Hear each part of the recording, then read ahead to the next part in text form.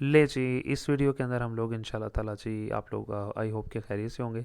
इस वीडियो में इंशाल्लाह हम लोग क्वेश्चन नंबर 8 और 9 इंशाल्लाह आज अटैम्प्ट करेंगे। अच्छा जी, जैसा कि आपने प्रीवियस लेक्चर्स में भी देखा कि बड़ी सिंपल एक्सरसाइज है। इंग्लिश मीडियम वाले भी और उर्दू मीडियम वाले सामने अपनी बुक्स रख सकते हैं। ये एक रकम थी, ठीक है। इस रकम को उसने कहा है कि x-1 पे तकसीम करना है, यानी x की कीमत निकालनी है, इसमें पुट कर देना है। जो आंसर आएगा वो बराबर होगा -3 के। यानी x की कीमत जब इसमें पुट करोगे तो जो रिमाइंडर बचेगा, जो आंसर एंड पे रह जाता है, वो बराबर होगा -3 के। फिर उसने कहा है कि x+2 में से x की कीमत निकालनी है, इसमें पुट करनी है, और जो आंसर आएगा वो बराबर होगा 12 के। बिल तरतीब की जगह इंग्लिश में रिस्पेक्टिवली लिखा होगा, उसका मतलब होता है तरतीब से।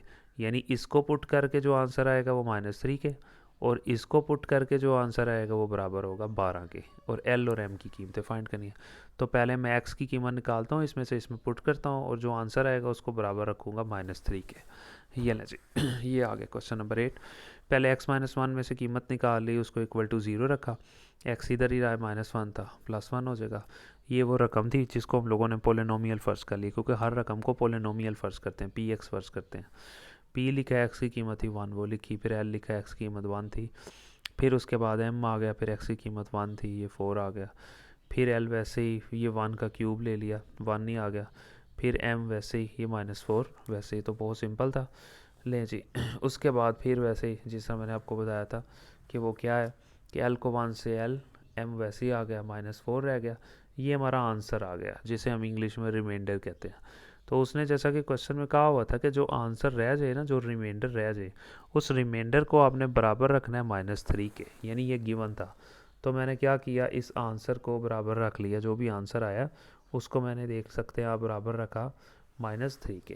ये आप देख भी रहे होंगे, ये आंसर था, वो लिखा बराबर रखा उसे -3 के। ये लें जी, अब इसको मज़ीद हल कर लेंगे।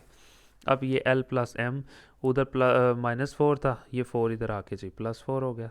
4 में से 3 निकाल दिया, 1 रह गया। ये l plus M equal to 1, ये होगी क्वेश्चन नंबर 1।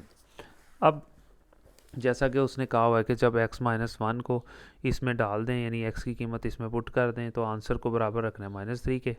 अब उसने कहा x+2 को x की रकम निकालें, इसमें से इसमें पुट करें, जो अभी आंसर आया उसको बराबर 12 के रखें।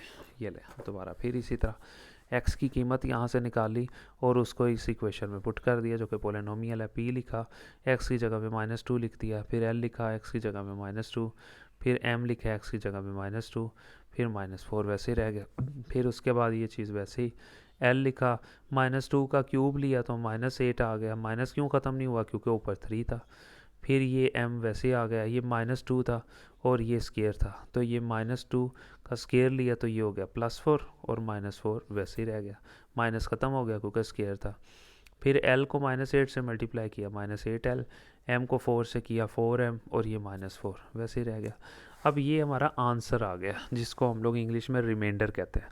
तो आपको आगे भी बताया कि जो भी रिमाइंडर हो हमारे पास, उसको इक्वल टू 12 रखना है, क्योंकि उसने बोला हुआ है कि जो आंसर आ जाए उसको इक्वल टू आपने 12 रखना है। ये लें जी, तो मैंने क्या किया, 12 उसको रख लिया, जो आंसर आया उसको इक्वल टू 12 रखा।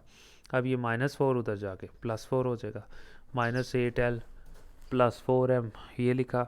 ये -4 उधर जाके +4 हो गया। ये ले जी, अब -8l +4m उधर जाके वो 12 और 4 16 हो गया।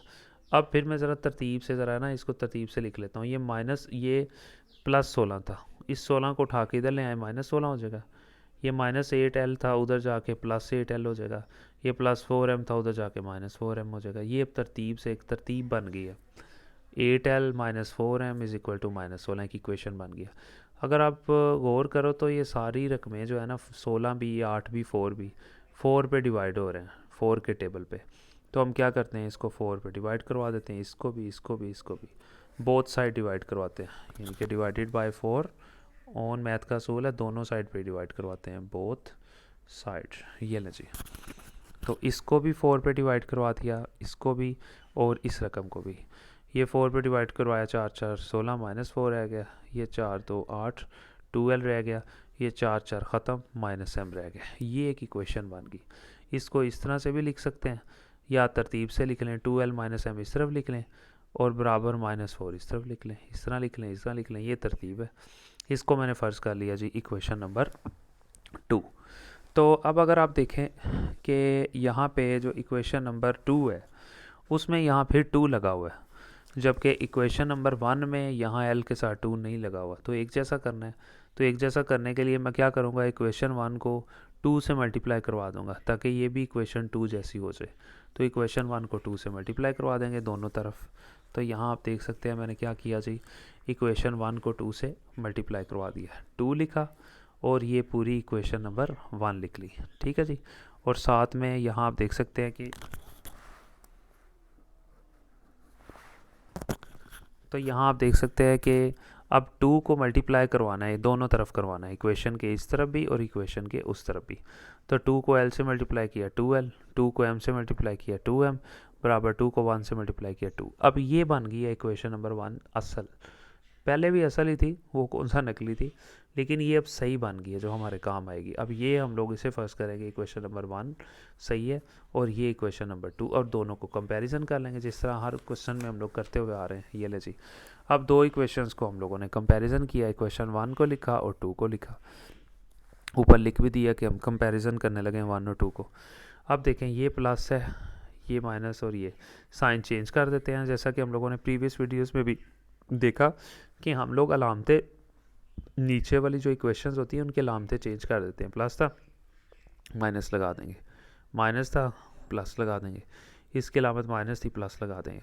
अब इस रकम की ये अलामत नहीं है, अब ये होगी। इस रकम की ये अलामत नहीं है, ये होगी। इस रकम की भी ये अलामत नहीं है, अब ये होगी। ये प्लस का 2l, ये माइनस का 2l, ख़त्म। ये भी प्लस है और ये भी प्लस है, 2m और 1m, 3m हो गया। अब ये प्लस का 2, ये प्लस का 4, 4 और 2 6, m निकाल सकते हैं। m इधर ही रहा, 3 इधर मल्टीप्लाई हो रहा है, जब उस तरफ जाएगा 3 डिवाइड हो जाएगा, m वैसे ही रहा, 3 2 6, ये m का आंसर आ गया। ये m का आंसर। अब m के आंसर को उठाओ और इक्वेशन नंबर 1 में पुट करो, 2 में पुट करो, पुरानी वाली इक्वेशन में पुट करो, नई वाली में करो, जहाँ मर्जी पुट कर दो, एक जैसा आंसर आ जाएगा। तो मैंने क्या किया, इक्वेशन 1 में पुट कर दिया, ये जो ऊपर बनाई हुई है, ये पड़ी हुई है इक्वेशन 1। ठीक है जी, ये ले।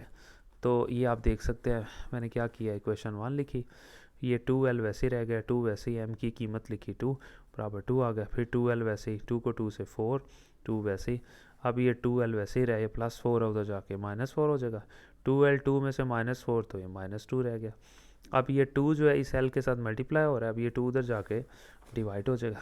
तो यहाँ आप देख सकते हैं सिंपल l लिखा और ये 2 इधर आके डिवाइड हुआ था, 2 2 से ख़त्म हो गया, l वैसे रहा और -1 हम लोगों के पास आंसर आ जाएगा। उसके बाद अगर हम लोग देखें तो हम लोगों का सिर्फ एक ही क्वेश्चन रह गया और वो है जी क्वेश्चन नंबर 9। अगर आप क्वेश्चन नंबर 9 को देखें तो ये थोड़ा डिफरेंट है बाकी सारे सवालों से। ये असल रकम है। अब उसने कहा है कि इसमें से रकमें निकालें 2 और वो दोनों रकमें इसमें तकसीम करें उन, यानी अब देखो पहले ये होता था ना, ये एक रकम देता था ना, साथ ये छोटी रकम देता था कि इसमें से x की रकम निकालें इसमें पुट कर, लेकिन यहाँ ये भी बड़ी रकम है, ये भी बड़ी रकम है। तो हम इसको इस्तेमाल करते हुए, ठीक है, इसको इस्तेमाल करेंगे और इसमें से कीमत निकाल के, ठीक है, और इसमें पुट कर देंगे। तो इसको फैक्टराइज कर लेंगे, जैसे हम लोगों ने पहले भी लेक्चर्स आपने लिए, उसमें आपने फैक्टराइजेशन सीखी सारी बड़ी डिटेल में। ये रकम थी, तो फैक्टराइजेशन कैसे, ये क्वाड्रेटिक इक्वेशन है, x² भी है, खाली x भी है और 6 है, कांस्टेंट है। तो क्या करते हैं कि ये जो है, ये कांस्टेंट जो होता है इसको मल्टीप्लाई करवाते हैं x² के पीछे, x² के पीछे 1 था, 6 को 1 से मल्टीप्लाई किया तो 6 आ गया।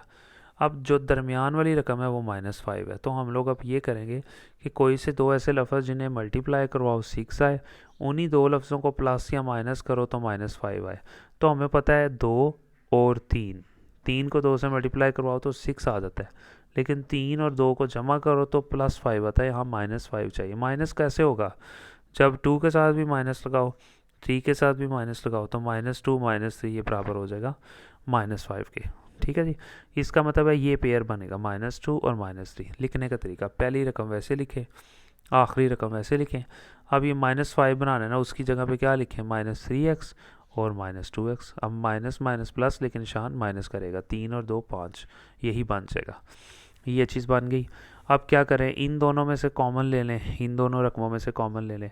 इन दोनों में से x कॉमन आ रहा है, 2 थे x 1 रह गया, माइनस लिखा 3 रह गया, फिर माइनस इन दोनों में से कॉमन 2 आ रहा है वो लिख लिया, फिर x रह गया। अब ये माइनस की वजह से अंदर की अलामत चेंज होकर माइनस हो जाएगी, 2 3 6 आ जाएगा। ये ले जी, अब एक एक्स माइनस थ्री ये है, एक एक्स माइनस थ्री ये है, दो हैं, उनमें से एक लिख लें, ये एक्स और -2 ये वैसे लिख लें।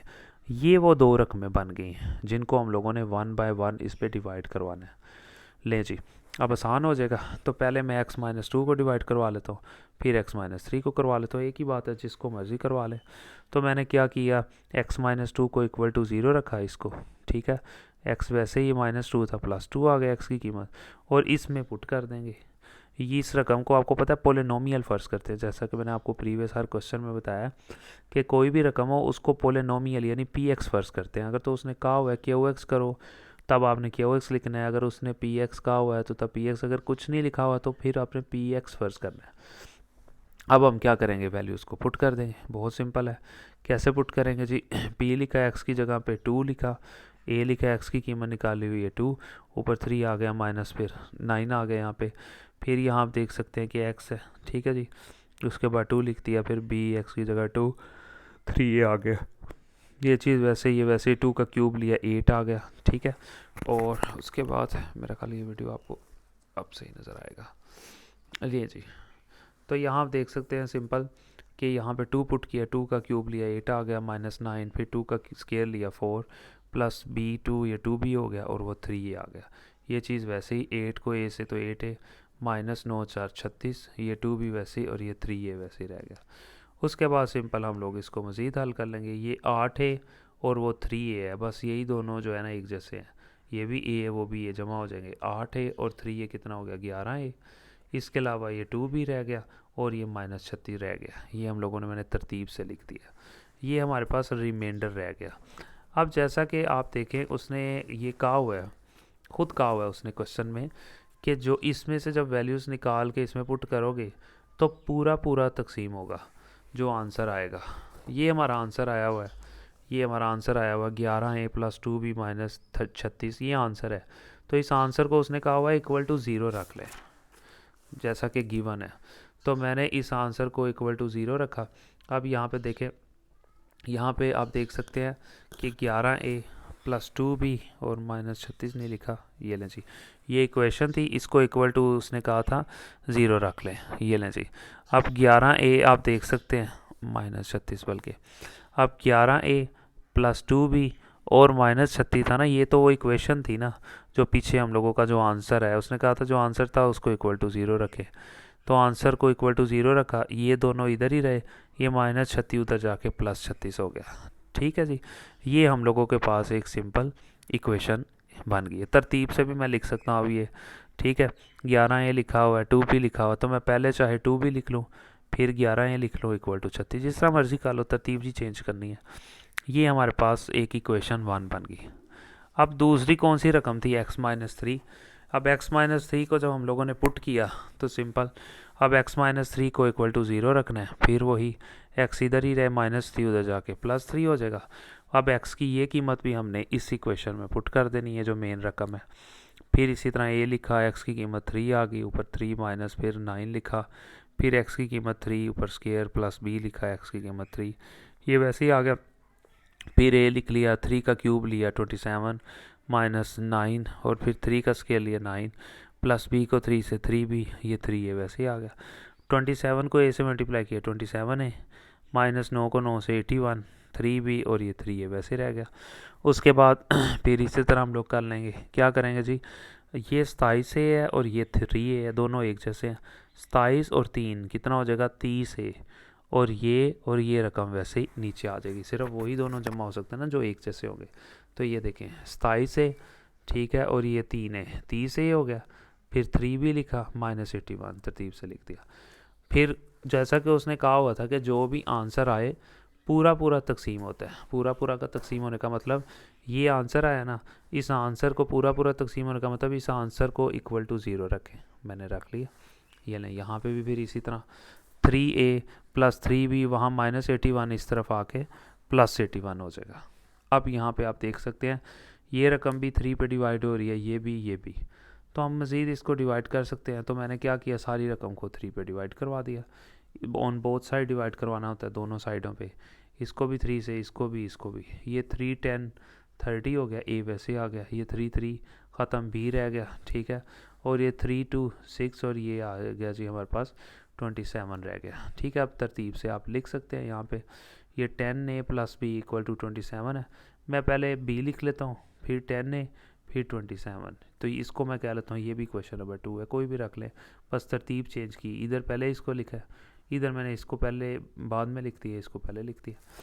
अब फिर वही कॉन्सेप्ट जो हम लोगों ने पहले सीखा था, अब आप यहाँ देख सकते हैं इक्वेशन नंबर 2 में b के साथ कुछ भी नहीं लिखा हुआ, जबकि इक्वेशन नंबर 1 में b के साथ 2 लिखा हुआ है, तो इक्वेशन 2 को भी तो उसी जैसा बनाना है ना, उधर 2 की कमी है, एक जैसा बनाने के लिए इस पूरी इक्वेशन को 2 से मल्टीप्लाई करवा देंगे, दोनों तरफ मल्टीप्लाई करवाते हैं, इस तरफ भी करवाते हैं, इस तरफ भी करवाते हैं, तो मैंने 2 लिखा, ब्रैकेट लगाई और ये दोनों रकमें इधर लिख दी, बराबर, फिर 2 लिखा और 27 को भी साथ लिख दिया, यानी इसका मतलब होता है कि हम लोगों ने इसको मल्टीप्लाई करवाना है दोनों तरफ, 2 को b से करवाया 2b, 2 को 10 से करवाया 20a, 2 को 27 से करवाया 54, इसको फ़र्ज़ कर लेंगे इक्वेशन नंबर 2। अब इक्वेशन 1 भी देखो, इक्वेशन 2 में भी 2b आ गया और इक्वेशन 1 में भी 2b एक जैसी हो गया। अब इनको कंपैरिजन करवा लेंगे। कंपैरिजन क्यों करवाएंगे? कंपैरिजन इसी वजह से करवा रहे हैं कि ताकि ये जो इक्वेशन 1 और 2 है ना, ये कटिंग हो जाए आपस में दोनों। ये लें जी, अब ये आ गया जी इक्वेशन 1, कंपैरिजन इक्वेशन 1 का और इक्वेशन 2 का। अब क्या करेंगे, अब इनकी अलामतें चेंज कर देंगे, ये प्लस का था ये माइनस का हो जाएगा, ये भी प्लस का था ये माइनस का हो जाएगा, ये भी प्लस का था ये माइनस का हो जाएगा। अब जैसा कि आपको पहले भी बताया, इसकी अलामत जो है ना इस रकम की, ये नहीं है, ये है, ये +2 भी, ये माइनस, ख़त्म, ये +11 है और ये -20 है, ये प्लस है ये माइनस, तो प्लस माइनस माइनस, लेकिन निशान बड़ी रकम 20 है ना, तो माइनस का निशान रहेगा, ठीक है। तो 20 में से 11 निकाल दें 9, ए वैसे रह गया। अब यहाँ पे भी ये प्लस का 36 है और 54 प्लस का नहीं है, माइनस का, तो प्लस माइनस यानी माइनस प्लस माइनस, ठीक है, लेकिन निशान बड़ी रकम वाला, माइनस करेंगे लेकिन निशान बड़ी रकम वाला। 54 के साथ माइनस था ना, माइनस लिखा तो आंसर 18 रह गया, इसमें से माइनस करके ये ले जी, क्योंकि बड़ी रकम वाली अलामत लिखते हैं हमेशा।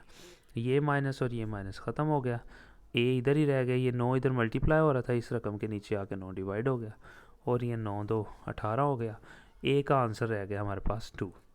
तो अब जैसा कि आपको पता है, जब ए का आंसर आ जाए तो उसको इक्वेशन 1 में पुट कर लो या 2 पे पुट कर लो, किसी में भी पुट कर लो, तो फिर दूसरी रकम का आंसर आ जाता है। तो मैंने क्या किया, ए का आंसर उठाया और इस इक्वेशन 1 में मैंने पुट कर दिया। ये ले जी, ये आप देख सकते हैं, ये इक्वेशन नंबर 1 थी, जैसा कि आपको आइडिया है, ठीक है। मैंने ऊपर लिख भी दिया है कि ए का आंसर जो है ना पुट करें इक्वेशन 1 में। इक्वेशन 1 लिखी, 2b 11 ए की जगह पे 2 लिख दिया, बराबर 36, फिर 2b 11 को 2 से 22 और ये 36 आ गया, सिंपल, ठीक है जी। अब ये 22 है इधर, ये उधर जाके 22 है, ये माइनस हो जाएगा, ये आप देख सकते हैं। 2b लिखा, 36 लिखा है, 22 इधर आके माइनस हो गया, 2b 36 में से 22 किया 14, फिर b लिखा, ये 2 इधर मल्टीप्लाई हो रहा है, इस तरफ आकर 2 डिवाइड हो जाएगा, ये 2 7 14 हो गया, तो b का आंसर 7 आ गया। तो यहाँ आप देख सकते हैं, और साथ में जो है ना काइंडली मैंने नीचे लिखा हुआ है कि काइंडली चैनल को सब्सक्राइब आपने ज़रूर करना है। तो इंशाल्लाह इसी तरह आपको वीडियोस मिलती रहेंगी। इस टाइम चैनल के ऊपर तकरीबन 9-10 बुक्स हैं जो मैं पढ़ा रहा हूँ, उसमें 9-10 की chemistry, Punjab board, federal board भी 9-10 है। इसके अलावा आप लोगों का आईकॉम की 2 किताबें हैं, अकाउंटिंग और बिज़नेस मैथ, और एज़ वेल एज़ एफएससी का मैथ है। आप लोगों के 9-10 के 2 मैथ है, ठीक है, और बाकी और भी 1-2 बुक है। तो आप लोगों से रिक्वेस्ट है कि केमिस्ट्री के लेक्चर्स भी आप जाके लें, बाकी लिंक्स को ज़रूर शेयर करें। Thank you so much.